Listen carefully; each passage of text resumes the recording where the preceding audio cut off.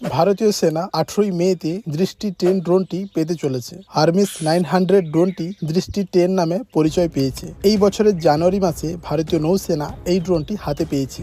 মোট 4টি drone order দেওয়া হয়েছিল। ভারতীয় সেনা ভাতিন্ডা বেসে এই ড্রোনটিকে ডিপ্লয় করবে, ফলে পাকিস্তানের ওপর কড়া নজর রাখতে পারবে ভারত। ইন্ডিয়ান আর্মি জরুরিকালীন অবস্থায় অর্ডার দেওয়া হয়েছিল ও 60% ইন্ডিজিনিয়াস কম্পোনেন্ট ব্যবহার করা হয়েছে।